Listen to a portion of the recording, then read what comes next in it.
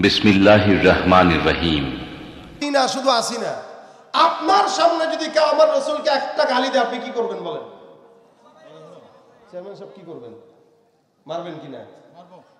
সর্বোচ্চ ক্ষমতা দিয়া এই বেচারারে যা করা লাগে করবে কিনা বলেন তো?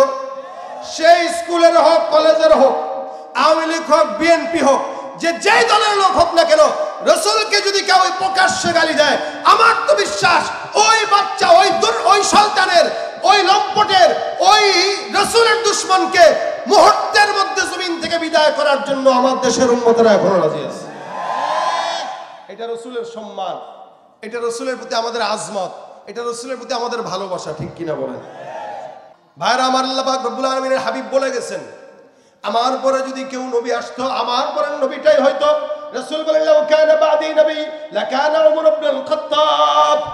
আমার পরে কোন নবী যদি আল্লাহ পাক রব্বুল আলামিন জমিনের মধ্যে প্রেরণ করত, আমার পরের নবীটাই হয়তো আমার সাহাবী হযরত ওমর। তাই রাসূল বলে গেছেন না? এই মির্জা গোলাম আহমদ কাদিয়ানী একবার শাহ আতাউল্লাহ বুখারী রাহমাতুল্লাহ আলাইহির সাথে একটা বহসে বসছে, সে যে নবী এটা দাবির জন্য। কত ভণ্ড, আবার দাবিও করে। তা সে দাবি করার জন্য দলিল দিবে। এখন আতাউল্লাহ বুখারী রাহমাতুল্লাহ বলতেছেন, তুই যে নবী এটা দলিল দে। সে বলতেছে, আমার নাম গোলাম আহমদ কাদিয়ানী। এই যে আহমদটা আল্লাহ পাক বলছেন আমার নাম কোরআনে মিন বাদি ইসমুহু আহমদ। এই যে আল্লাহ পাক কোরআনে বলছেন আমার নাম আহমদ, তাহলে আমার ছেলেও একটা আছে আহমদ নাম। একজনের নাম মোহাম্মদ, আরেকজনের নাম আহমদ। এগুলো তো নবীর নাম। তো এরকমই যদি হয়তো কোরআনে আসার কারণে নবী, তাহলে তো এদেশের নবীর অভাব ছিল না। এনে বন্ধ কয় আল্লাহ পাক কইছে আমার নাম আহমদ, এই যে কোরআনে আসছে। তাহলে আতাউল্লাহ গেল, কি বলে মির্জা কই গেল, গোলাম কই গেল, বাকি আহমদ যে কইলি তুই, তা আগের তো দুইটা নাম আছে। মির্জাও বাদ, গোলামও বাদ, শুধু আহমদ। তাহলে মির্জা বাদ দিয়া, গোলাম বাদ দিয়া, শুধু আহমদ দিয়া তুই যদি নবী হইতে পারোস, আমার নাম আতাউল্লাহ, আতা বাদ দিয়া তো আমি আল্লাহ হয়ে যেতে পারি। কথা কয় না এরা? কথা ঠিক আছে নি? তুই যদি মির্জা গোলাম বাদ দিয়া আমাদের কারণে তুই নবী হস, তা আমিও আতা বাদ দিয়া আল্লাহ হয়ে বলতেছি, তোর মতো ভণ্ড শয়তানরে আমি নবী বানাই নাই।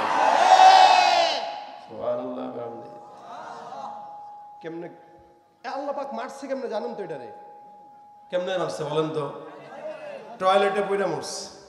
খুব গুরুত্বপূর্ণের সাথে মরছে না? খুব ইমানের সাথে মরছে নাকি মনে করেন? টয়লেটে যায় মরছে। যেগুলো ভণ্ডামি করে, ইমান নিয়ে, ইসলাম নিয়ে, এদের মৃত্যু এমনি হয়। আমার আল্লাহ পাক রব্বুল আলামিন কোরআনে স্পষ্ট বলে দিয়েছেন, ওয়া খাতামান নবিয়্যিন, এগুলো আল্লাহ পাকের হাবিবের লকব। আল্লাহ পাক কোনদিন একটা জায়গাতেও নাম ধরে ডাকেন নাই। আল্লাহ পাক যে কোনো জায়গায় নাম যদিও নিয়েছেন, নামের পাশাপাশি লকবটাও লাগায় দিয়েছেন। সুবহানাল্লাহ।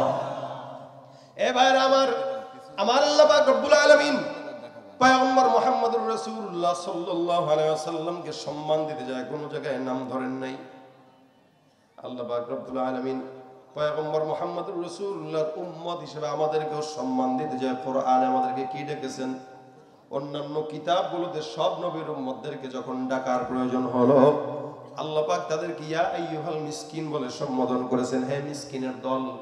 কিন্তু আমার মতো, আপনার মতো ইমানদার নালায়েক বান্দা না খান্দা যারা নামাজও ঠিক মতো আদায় করে না, আল্লাহ পাক শুধুমাত্র রাসূলের উম্মত হওয়ার কারণে আপনাকে আমাকে আল্লাহ পাক ডাক দিয়েছেন, ইয়া আইয়ুহাল্লাযীনা আমানু।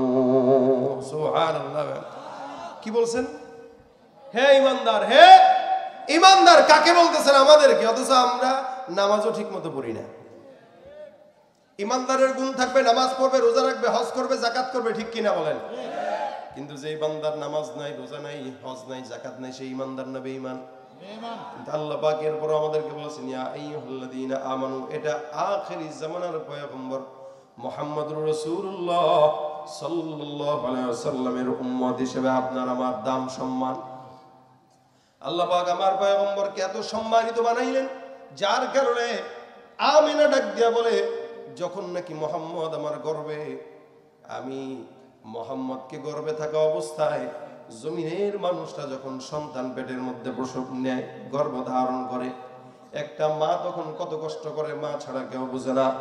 মায়ের পেটের মধ্যে সন্তান থেকে লাথি দেয়, বমি বমি ভাব, সবকিছু দুর্গন্ধ লাগে। একটা মা কতটুকু কষ্ট অর্জন করে এটা সন্তানকে পেটের মধ্যে, এটা মা ছাড়া কেউ জানে না। আমেনা ডাক দিয়া বলে, মুহাম্মদ যখন আমার গর্ভের মধ্যে ছিল, আল্লাহর কসম আমি আমার গর্ভে সন্তান আছে এই কথাটাও কোনোদিন টের পাই নাই। সুবহানাল্লাহ। তার মানে গর্ভের যে কষ্ট হয়, পেটের ব্যথা, এই সেই এগুলো আমেনা বলে আমি বুঝিই নাই, টেরই পাই নাই যে মুহাম্মদ আমার গর্ভে। শুধু তাই না, আপনার আমার জন্ম হয়, আমরা জমিনের মধ্যে নাপাক অবস্থায় আসি। আমেনা ডাক দিয়া বলে, মুহাম্মদ যখন আমার গর্ভ থেকে জমিনের মধ্যে আসছে, মুহাম্মদকে আমি দেখলাম সিজদারত অবস্থায় আল্লাহ পাক আমার সন্তান মুহাম্মদকে জমিনের মধ্যে আগমন করিয়েছে। আল্লাহ পাক রব্বুল আলামিনের পয়গম্বরের সন্তান, পয়গম্বরও জমিনের মধ্যে আসছে। এ মুসলমান নবীর উম্মতেরা, কত সম্মানিত হওয়ার কারণে আল্লাহ পাক পুত পবিত্র অবস্থায় সিজদারত অবস্থায় জমিনের মধ্যে পদার্পণ করালেন। এ মুসলমান নবীর উম্মত, আপনি আমি যখন বাচ্চা কাল থেকে বড় হয়ে কথা বলা শিখি, আপনার আমার সর্বপ্রথম জবানের কথা হয় আব্বা অথবা আম্মা অথবা আল্লাহ। এতটুকুর বেশি আমরা আমাদের জবান দিয়ে কথা বলতে পারি না। কিন্তু আমেনা ডাক দিয়া বলে, মুহাম্মদ যখন কথা বলা শিখে, মুহাম্মদের জবানের সর্বপ্রথম কথা ছিল আল্লাহু আকবার কাবীরা আলহামদুলিল্লাহি কাসীরা সুবহানাল্লাহি বুকরাতাও ওয়া আসীলা। আল্লাহু আকবার, আল্লাহু। আমি আপনি কোনোদিন কি জবান দিয়া জন্মের পরে এই কথা বলতে পারবো?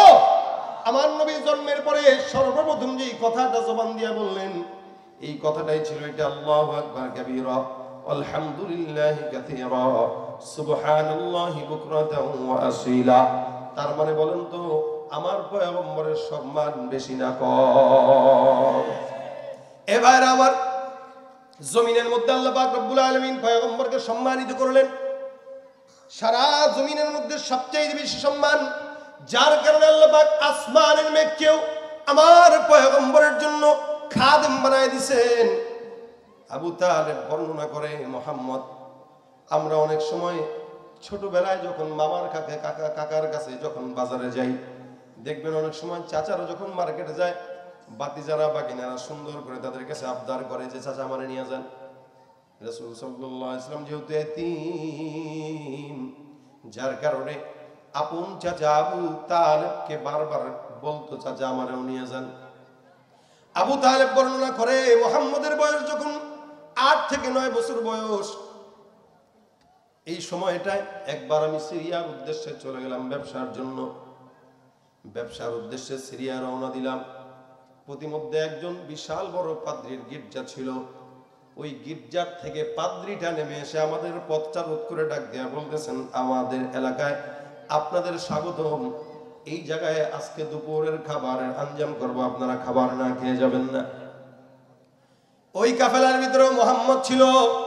আবু তালেব ডাক দেয়া বলে, তোমাকে নিয়ে আমি কাফেলাটা ওই জায়গায় স্থির করলাম। খাবার যখন আমাদের সামনে নিয়ে আসা হলো, খাবার বসার সময় সব মানুষদেরকে নিয়ে বসলাম। পাদ্রী ডাক দিয়া বলতেছে, সব মানুষ বসছে কিনা? বলে হ্যাঁ, সবাই বসছে। পাদ্রী বলে, না না, একজন বসে নাই। আবু তালেব বলে, আমি তাকায় দেখলাম যত গণ্যমান্য আছে কাফেলার মধ্যে সবাই বসছে, একমাত্র মুহাম্মদ ছাড়া। পাদ্রী বারবার বলতেছে, আপনাদের ভিতরে আরেকজন আছে যে নাকি খাবার খাওয়ার জন্য বসে নাই। আমি এদিক সেদিক বারবার গণাগণের পর আমি তাকে আবার বললাম, না না, সবাই বসছে। পাদ্রী ডাক দেয়া বলে, না না, ছোট্ট একটা বাচ্চা ছিল যে বসে নাই। তখন আমার মাথায় আসলো, হ্যাঁ হ্যাঁ, মুহাম্মদ তো আছে, মুহাম্মদ তো বসে নাই। তাড়াতাড়ি আমি ভাতিজাকে ডাক দিলাম, মুহাম্মদ, ভাতিজা আমার খাবার খাবে না, টেনশন নাই, আপনি খাবার পরিবেশন করায় দেন, আমরাই তো আছি আপনার সঙ্গে কথা বলার জন্য। সব মানুষরা বসলো মুহাম্মদ ছাড়া। পাদ্রী মনে মনে আছে, বলতেছে, আহারে, সব মানুষ আছে কিন্তু একজন নাই, যে নাই সেই তো প্রধান অতিথি। সুবহানাল্লাহ। তার কারণেই তো দাওয়াত পাইলাম। মনে মনে বলতেছে, তারে সিন্নি খাইলি কারুল সিলাই, মোল্লা সিন্নি না, দাওয়াতটা পাইলি তো মুহাম্মদের সিলাই। তাড়াতাড়ি তারা ডাক দেন, মুহাম্মদকে ডাক দেন, আপনার ছেলেকে ডাক দেন। আবু তালেব মুহাম্মদকে ডাক দেয়। মুহাম্মদ রাসূলুল্লাহ সাল্লাল্লাহু আলাইহি ওয়াসাল্লাম বসলেন। খাবার দাবার পর পাদ্রী ডাক দিয়া বলতেছে, মুহাম্মদ, এই আবু তালেব, আপনার সাথে আপনার ছেলের সাথে কিছু গোপনে কথা আছে। বলে কি? বলে আলাদা আসেন, আলাদা বলবো, কিছু প্রশ্ন আছে, প্রশ্ন করব। পাদ্রী ডাক দেয়া বলতেছে, প্রশ্ন 1 নম্বর, এই বাচ্চাটার নাম কি? বলে মোহাম্মদ। আলহামদুলিল্লাহ, মোহাম্মদ নামটাও আমার প্রশ্নের সঙ্গে মিলে গেছে। পাদ্রী ডাক দিয়ে বলতেছে মোহাম্মদ নাম এটাই হবে, মিলে গেছে। এবার বলতেছে, আচ্ছা মোহাম্মদ মিলে গেছে, কি মিলাইতেছেন? তো মিলাইতেছি, যা বলবো পরে বলবো। আচ্ছা বলেন তো বাড়ি কোন জায়গায়? বলে মক্কা। এটাও মিলে গেছে। আচ্ছা বলেন তো মোহাম্মদ, তোমাকে আমি যাই বলবো তুমি সত্য কথা বলবা, লাত উজ্জার কসম দাও।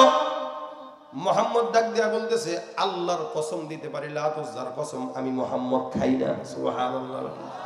বয়স কত? 8 থেকে 9 বছর।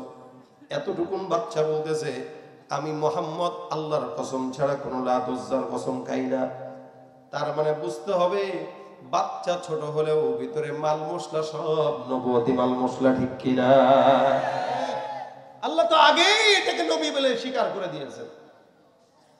এবার আবু তালেব ডাক দিয়া বলতেছে, বুঝলাম, তুমি কেমনে ঘুমাও একটু বলো তো। আবু তালেব পাশ দিয়া কইতেছে পাদ্রীকে, এটা কি ধরনের প্রশ্ন করলেন? ঘুমায় আবার কেমনে? মানুষ সাধারণত যেমনি ঘুমায় এমনি ঘুমায়, শোয়, ঘুমায় যায়। না না না, ওর ঘুম আর আমাদের ঘুমের মধ্যে পার্থক্য আছে।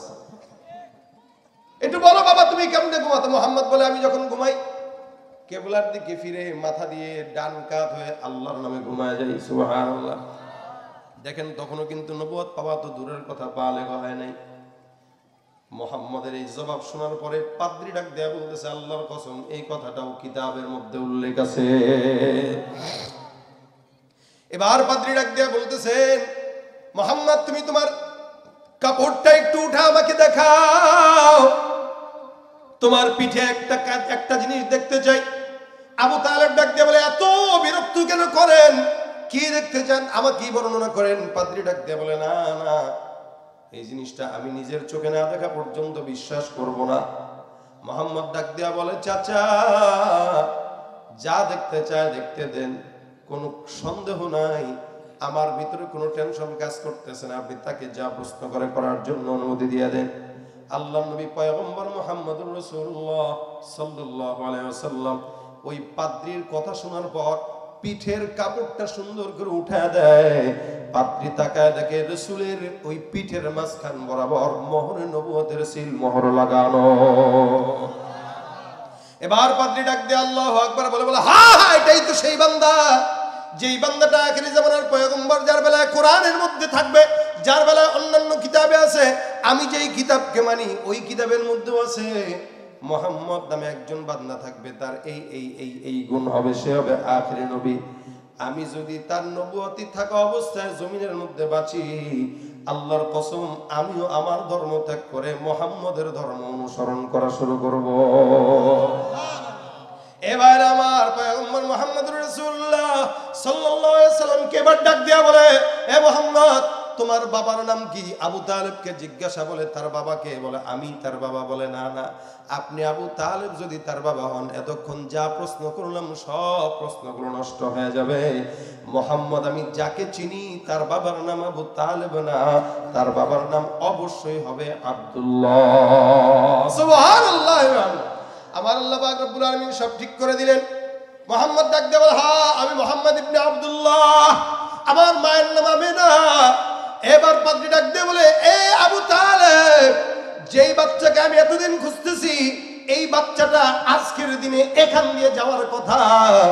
আমি যখন তোমাদেরকে দেখলাম, বাচ্চারা যা কিছু শুনলাম, এত কিছু শোনার পর আমার ভিতরে আর কোনো সন্দেহ নাই, এই বাচ্চাটা সাধারণ কোনো বাচ্চা নয়, এটাই হলো আখিরি জামানার পয়গম্বর মুহাম্মদুর রাসূলুল্লাহ। সুবহানাল্লাহ ওয়া বিহামদিহি। আল্লাহ পাক রব্বুল আলামিনের পয়গম্বরের নবুয়তের স্বীকারোক্তি দিয়ে দিল। এবার আবু তালেব ডাক দিয়ে বলে, আপনি কিভাবে বুঝলেন মুহাম্মদ যে আখিরি নবী? আবু তালেবের কথা অনুযায়ী পাদ্রী ডাক দিয়ে বলতেছে, আবু তালেব আমি জায়গা দিয়ে তারায় তারায় তাকায় তাকায় প্রতিদিন আখিরি জামানার নবী আগমনের এরকম প্রহর গুনতেছি। আমি আজকে বুঝে গেলাম, যখন নাকি বিশাল বড় কাফেলাটা আপনার সামনে আগায় আগায় আসতেছে, আমি গির্জা থেকে তাকায় তাকায় দেখলাম সবার মানুষের মাথার উপরে রৌদ্রের তাপ, কিন্তু মুহাম্মদের মাথার উপরে একটা সুন্দর ছোট্ট মেঘের টুকরা ছায়া দিতে দিতে সামনে আগায়। ভাইরা আমার, এটা আমার পয়গম্বরের শান, এটা আমার পয়গম্বরের মান। আল্লাহ পাক রব্বুল আলামিনের দুনিয়ায় কোন ইমানদার যদি আমার পয়গম্বরের সম্মান না বুঝে, জমিনের কেউ না বুঝলেও কোনো আপত্তি নাই, কারণ আমার আল্লাহ বুঝে আমার পয়গম্বরের মর্যাদা কত। সারা দুনিয়ার মানুষ যদি আমার নবীর পথে না চলে আল্লাহর কোনো যায় আসে না, কারণ আসমান জমিন গ্রহ নক্ষত্র পাহাড় পর্বত সব আমার পয়গম্বরের প্রেমে পাগল, ঠিক কিনা? মোহাম্মদ হামিদ হামদে খুদা বস, খুদা মদহে আফরি মুস্তফা বস, মোহাম্মদ আজ তুমি খাহাম খুদা রা, খুদায়া আজ তু হুব্বে মুস্তফা রা, খুদায়া আজ তু হুব্বে মুস্তফা রা। আমার আল্লাহ পাক রব্বুল আলামিন এই কারণে পয়গম্বরকে যারা যারা নবুয়তের পর পাগল বলেছে, আল্লাহ পাক তাদের জবাব দিয়ে বলেছেন, নুন ওয়াল কলামি ওয়া মা ইয়াসতুরুন মা আনতা বিনি'মাতি রাব্বিকা বিমাজনুন। সারা জমিনের বান্দারা আমার পয়গম্বরকে যখন মক্কার কাফেররা পাগল বলে, রাসূল যখন নবুয়তের জন্য দাওয়াত দেওয়ার জন্য সব কাফেরদেরকে ডাক দিয়ে বলে, কাফেররা ইয়া আইয়ুহান নাস কুলু লা ইলাহা ইল্লাল্লাহ তুফলিহু, এই ইমানদাররা তোমরা এই কালেমা পড়ো লা ইলাহা ইল্লাল্লাহ। আবু তালেব কয় পাগল, আবু জাহেল কয় পাগল, উতবা সাহেব বলে পাগল। আমার আল্লাহ ডাক দিয়ে বলে, যারা আমার নবীকে পাগল বলে, আমি আল্লাহ রব্বুল আলামিন ওয়াদা করলাম, ঘোষণা করলাম, কসম খাইলাম, ওয়াল কলামি ওয়া মা ইয়াসতুরুন, কলমের কসম, কলম যা যা লিখলো তার কসম, কলম আসমানের কথা লিখলো, জমিনের কথা লিখলো। আল্লাহ পাক রব্বুল আলামিন বলেন, ইন্না আউওয়ালা মা খালাকাল্লাহুল কলামা সুম্মা ক্বালা লাহু উকতুব ফাজারা ফি তিলকাস সাআতি কাইনুন ইলা ইয়াউমিল কিয়ামা। সারা জমিন শুরু হওয়ার 50,000 বছর আগে আল্লাহ পাক একটা কলম নাজিল করলেন। ওই কলমটা যারা দুনিয়ার যত নিজাম আছে সব লিখে দিলেন। আল্লাহ পাক বলে, ওই কলমের কসম, আর কলম যা যা লিখেছে তার কসম। অর্থাৎ আসমানের কথাও কলম লিখলো, আসমানের কসম, জমিনের কথা কলম লিখলো, জমিনের কসম, পাহাড়ের কথা কলম লিখলো, পাহাড়ের কসম। যা যা কিছু আল্লাহ পাক কলম দিয়ে লেখাইলেন, সব কিছুর কসম খায়। আল্লাহ পাক তারপরে ডাক দিয়ে বলেন, মা আনতা বিনি'মাতি রাব্বিকা বিমাজনুন, আপনার রবের দয়ায় আপনি পাগল না। যারা আপনাকে পাগল বলে তারা পাগল, তাদের বাপ দাদা 14 গোষ্ঠী পাগল। আবু জাহেল পাগল, আবু লাহাব পাগল, উতবা পাগল, সাইবা পাগল। বর্তমান সময়ে যারা রাসূলের ওয়ারিসদেরকে, ঈমানদারকে পাগল বলে তারা পাগল, ঠিক কি না? এ মুসলমান নবীর উম্মতের দল আল্লাহ পাক রব্বুল আলামিন সুন্দর করে বুঝায় দিয়া বলতেছেন, ওয়া ইন্না লাকা লাআজরান গায়রা মামনুন। যদি পাগল হতো এত বিশাল বড় নিয়ামত আমি আমার পয়গম্বরকে কোনোদিন দিতাম না। নিয়ামত কি যে এতক্ষণ যা বললাম এগুলো নিয়ামত কিনা বলেন তো? অন্য কোন নবীকে দিছে আল্লাহ? কাউকে দেয় নাই, শুধু আখির জামানার নবীকে দিছে। আল্লাহ পাক রব্বুল আলামিন এত নিয়ামত দিয়েছেন যে সব, ওই যে বললাম নূহ পয়গম্বর দাওয়াত দিয়েছেন কয়শো বছর বললাম? 950 বছর। এই 950 বছরে উম্মত কতজন ছিল বললাম? 40 জন। আর আমার রাসূলের 23 বছরের ভিতরে মনে করেন 13 বছর তো এমনি এমনি শেষ। মদিনার যে জিন্দেগি, ওই জিন্দেগিতে কোনো মতে রাসূল সাল্লাল্লাহু আলাইহি ওয়াসাল্লাম দাওয়াতি কার্যক্রম করেছেন। আল্লাহ পাক রব্বুল আলামিন আমার রাসূলকে সম্মান দিলেন, অথচ নূহ পয়গম্বর এত দাওয়াত দেওয়ার পরেও উম্মত নাই। শুধু তাই না, আমার নবীকে আল্লাহ পাক সম্মান দেওয়ার কারণে গোটা জমিনে কোন নবীকে আল্লাহ পাক এই মর্যাদা দেয় নাই যে নবী আসার আগে উম্মত ছিল, আবার নবীর পরে উম্মত আছে। কিন্তু আমার নবী আসার আগে উম্মত ছিল, যাওয়ার পরে এখনো উম্মত আছে। কিয়ামত পর্যন্ত থাকবে কিনা? কথা কয় না। জিমায় গেছেন আপনারা? জিমায় গেছেন? নবী যাওয়ার পরেও হয়ে গেছে কত বছর? 1450 বছর। এখন উম্মত আছে কিনা? শুধু আসি না, শুধু আসি না। আপনার সামনে যদি কেউ আমার রাসূলকে একটা গালি দেয়, আপনি কি করবেন বলেন? চেয়ারম্যান সাহেব কি করবেন? মারবেন কিনা? সর্বোচ্চ ক্ষমতা দিয়া এই বেচারাটা যা করা লাগে করবে কিনা বলেন তো? সেই স্কুলের হোক, কলেজের হোক, আওয়ামী লীগ হোক, বিএনপি হোক, যে যেই দলের লোক হোক না কেন, রাসূলকে যদি কেউ প্রকাশ্যে গালি দেয়, আমার তো বিশ্বাস ওই বাচ্চা, ওই সন্তানের, ওই লম্পটের, ওই রাসূলের দুশমনকে মুহূর্তের মধ্যে জমিন থেকে বিদায় করার জন্য আমার দেশের উম্মতরা এখনো রাজি আছে। এটা রাসূলের সম্মান, এটা রাসূলের প্রতি আমাদের আজমত, এটা রাসূলের প্রতি আমাদের ভালোবাসা, ঠিক কিনা বলেন? রাসূল করিম সাল্লাল্লাহু আলাইহি সাল্লামকে এত সম্মানিত আল্লাহ পাক বানাইছেন। রাসূল আসার আগেও ঘটনা বলতেছি আপনাদেরকে। ইয়ামানে একটা বাদশা ছিল, নাম ছিল তার তুব্বায়ে হিময়ারি। এই ইয়ামানের বাদশা একবার মদিনা শহরে উনার একটা গভর্নর পাঠাইছেন। মদিনার আগের নাম কি ছিল কেউ কি জানেন? মাশাআল্লাহ, গভর্নর হিসেবে পাঠাইছেন। আপনারা জানেন সরকারিভাবে, মনে করেন দিল্লি অথবা পাকিস্তান বলেন, আমেরিকা বলেন, ইউরোপ, রাশিয়া বলেন, যে কোনো দেশ থেকে যদি আমাদের দেশে সরকারি কোনো মেহমান আসে আর যদি দেশের লোক তাকে মেরে ফেলে, এটা অন্যায় না? রাষ্ট্রীয়ভাবে মারাত্মক অন্যায়। দূত, রাষ্ট্রদূতকে মারা বা আঘাত দেওয়া, এগুলো খারাপ।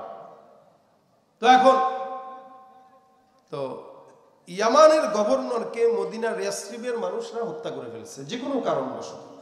বিচার টিচার পছন্দ হয় নাই বা যে কোনো কারণবশত মেরে ফেলছে। এখন ইয়ামানের বাদশার মেজাজ খারাপ, যে যেই এলাকার লোক আমার গভর্নরকে মারলো, ওই এলাকার মানুষদেরকে রাখবো না, এলাকাও রাখবো না, ধ্বংস করে দিব। এরা তো নিয়ত করলো।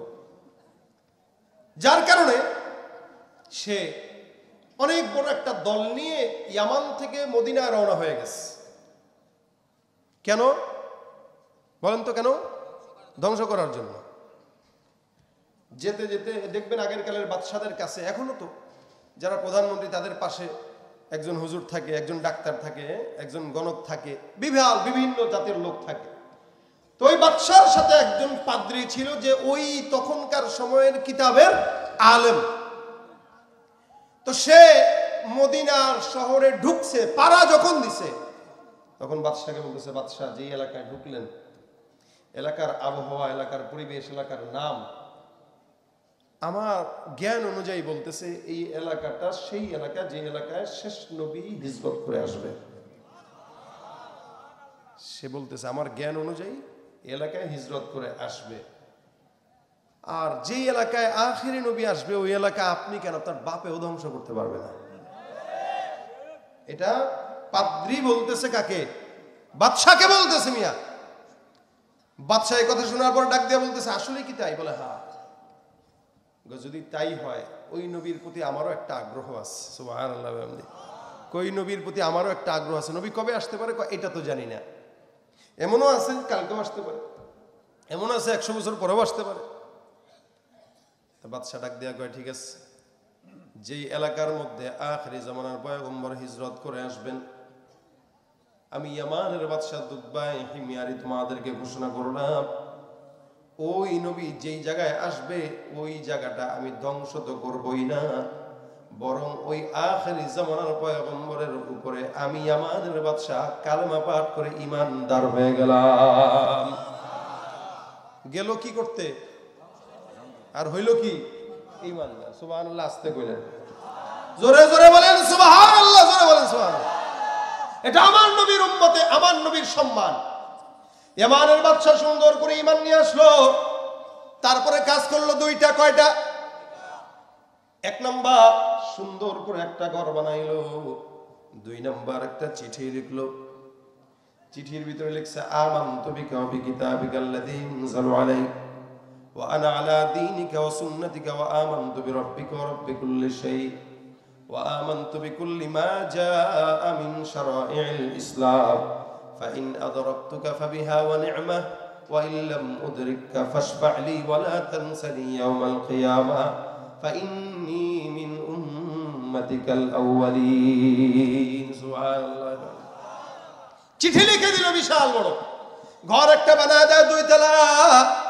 ডাক দিয়া লোকদেরকে বলতেছে, তোমরা এই জায়গায় থাকবা, যা ভরণ পোষণ দেওয়া লাগে ইয়ামান থেকে পাঠাবো, এই চিঠিটা তোমাদের হাতের মধ্যে রাখবা। আখিরি জামানার পয়গম্বর যদি এই জায়গায় হিজরত করে যখন আসবে, আমি ইয়ামানের বাদশার তরফ থেকে তাকে সালাম জানাইবা, আর চিঠিটা সুন্দর করে পয়গম্বরের হাতের মধ্যে দিয়ে দিবা। তাকে জানাই দিবা, আপনার একজন পাগলা উম্মত আপনি আসার আগে আপনার উপরে ঈমানদার হয়ে গেছে। আল্লাহর বান্দা জমিন থেকে বিদায় হয়ে গেল, সুন্দর করে চিঠি লিখলো, ঘর বানাইলো। কেমন চিঠি? আমানতু বিকা বিকিতাবিকাল্লাযী উনজিলা আলাইকা, আপনার প্রতি ঈমান আনলাম, আপনার কিতাবের উপর ঈমান আনলাম, আপনার রবের উপর ঈমান আনলাম, আপনার শরীয়তের হুকুম আহকামের উপর ঈমান নিয়ে আসলাম। এই নালায়েক বান্দাদের বোঝা উচিত, আমার পয়গম্বর জমিনে আসার আগে আমার নবীর শরীয়তের উপর ঈমান নিয়ে আসছে, নবীর ইসলামের উপর ঈমান নিয়ে আসছে। আর আমরা নবীর উম্মত হওয়ার পর এখনো পর্যন্ত গায়ের মধ্যে রাসূলের সুন্নাতটাও উঠাইতে পারি না।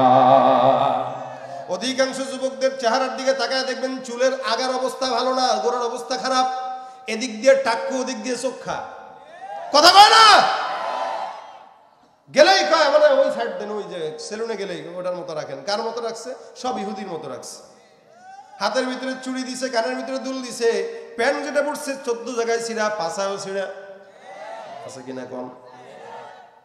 গ্রাম দেশের মুরব্বী মহিলারা দেখলেই কয়, আরে বাবা কোন জায়গায় অ্যাক্সিডেন্ট করছিস? কে কি অ্যাক্সিডেন্ট করছে? হাঁটুতে ছিঁড়া। এ বুঝে টুঝে না, কিছু না। পাবনা শহর থেকে প্যান্ট 3000 টাকা দিয়ে কিনেছি। 3000 টাকা দিয়ে ছিঁড়া জিনিস কিনে? ছিঁড়া না, স্টাইল। কি এটা? স্টাইল। উলঙ্গপনা যদি স্টাইল হয় তো গরু ছাগল চাইতে বেশি স্টাইলিশ। কথা ঠিক কিনা ধরে কর। নামাজের কথা বললেই অজুহাত দিবে কি? প্যান্টে প্যান্টে খালি যদি খালি নামাজের কথা বলেন যুবকদের, আজকে না, আজকে প্যান্টে একটু প্রবলেম আছে, কালকে। তো প্যান্টে প্রবলেম থাকলে কি করবেন জানেন? ফার্মেসিতে নিয়ে প্যাম্পাস পড়ায় দিবেন কিনা, যেন প্যান্ট না পাক করতে না পারে। ইমানদার দাবি করে নামাজ নাই, রোজা নাই, সুন্নাত নাই, আসলে ইমানদার না ভণ্ড? জোরে জোরে বলেন কি? তুমি নবীর উম্মত দাবি করো, সুন্নাহ মানো না, নবীর অপমানে তোমার হৃদয় কাঁদে না, ঠিক কি না? নবীর উম্মত দাবি করো, সুন্নাহ মানো না, নবীর অপমানে তোমার হৃদয় কাঁদে না। তুমি বিজাতীয় সংস্কৃতিতে সপেছো পরাণ, তুমি বিজাতীয় সংস্কৃতিতে সপেছো পরাণ, তুমি কেমন মুসলমান? তুমি কথা কয় না, পারেন না, শুনেন নাই, তাহলে ঘুমান, গজল শেষ। কেমন মুসলমান তুমি? নামাজের সাথে নাই পরিচয়, মানো না কোরআন, নামাজের সাথে নাই পরিচয়, মানো না কোরআন, তুমি মান, তুমি কেমন মুসলমান? তুমি সুদের টাকায় প্রাসাদ গড়ো, ঘুষ ছাড়ো না, দিন দুঃখী না খেয়ে মরে, খবর রাখো না, ঘুষ খেয়ে অবিচার করো, সাজিয়া প্রধান তুমি, ঘুষ খেয়ে অবিচার করো, সাজিয়া প্রধান, তুমি কেমন মুসলমান? তুমি কেমন মুসলমান? তুমি কেমন মুসলমান? তুমি কেমন মুসলমান? ঠিক না? না খৌফে খোদা দিল মে হে না গয়রত ঈমান, कैसे मुसलमान है तुम, कैसे मुसलमान? কথা কয় না? ইমানদার দাবি করে নামাজও পড়ে না, রোজাও রাখে না, হজও করে না, যাকাতও দেয় না, আসলে কি ইমানদার না ভণ্ড? এ মুসলমান নবীর উম্মতরা, অথচ দেখেন রাসূল সাল্লাল্লাহু আলাইহি সাল্লাম নাই, সে বলতেছে আমি আমার পয়গম্বরের শরীয়তের উপর ঈমান নিয়ে আসলাম। যদি জমিনের মধ্যে আমি আমার পয়গম্বরের সাক্ষাৎ পাই, এটা আমার জন্য বিশাল বড় নিয়ামত। আর যদি না পাই, হে রাসূল আপনি আমাকে ভুলেন না, কেন আমি হলাম আপনার সর্বপ্রথম উম্মত। সুবহানাল্লাহ। বান্দা দুনিয়ার জমিন থেকে বিদায় হয়ে গেল, একদিন যায়, 2 দিন যায়, 3 দিন যায়, 1 বছর, 2 বছর, 4 বছর, 10 বছর, এমন করে করে সময় পার হয়ে যায়। আল্লাহর বান্দা পার করতে করতে জমিন থেকে ওই বান্দার বিদায়ের পর পয়গম্বর আসার মধ্যে 900 বছর পার হয়ে গেল। সুবহানাল্লাহ। 900 বছর পার হয়ে গেল। পয়গম্বর আরবি সাল্লাল্লাহু আলাইহি সাল্লাম 900 বছর পার হওয়ার পর আমার পয়গম্বর যখন জমিনের মধ্যে আসলেন, আল্লাহ পাক রব্বুল আলামিন আদেশ দিয়া কয়, হে রাসূল, হিজরতের সময় হয়ে গেল, মক্কায় থাকার আর সময় নাই, মদিনার জিন্দেগিতে রওনা হয়ে যাওয়া লাগবে। আমার পয়গম্বর রাতের অন্ধকারে মক্কার জমিন ত্যাগ করে মদিনার জমিনের দিকে রওনা হয়ে গেল। মক্কার দিকে তাকায় কয়, এ কাবা, আমি তোমার কাছ থেকে ভিক্ষুকের মতো বিদায় হয়ে গেলাম, আমি আবার বাদশা হয়ে তোমার সাথে দেখা করব। আমার পয়গম্বর রওনা হয়ে গেলেন। মক্কার মানুষটা জ্বালাতন করে বিদায় করে দেয়। মদিনার ইহুদি নাসারা ছোট ছোট বাচ্চারা আমার পয়গম্বরকে দেখার জন্য আগ্রহে জায়গায় জায়গায় অলি গলি গাছের পাতায় গাছের ডালে দাঁড়ায় দাঁড়ায়। রাসূল যখন মদিনার জমিনে ঢুকলেন, আমার পয়গম্বরকে মদিনাবাসীরা সুন্দর গানে গানে স্বাগতম জানায়, বলে তলাআল বাদরু আলাইনা মিন সানিয়াতিল ওয়াদাই ওয়াজাবাশ শুকরু আলাইনা মা দা লিল্লাহি দাঈ।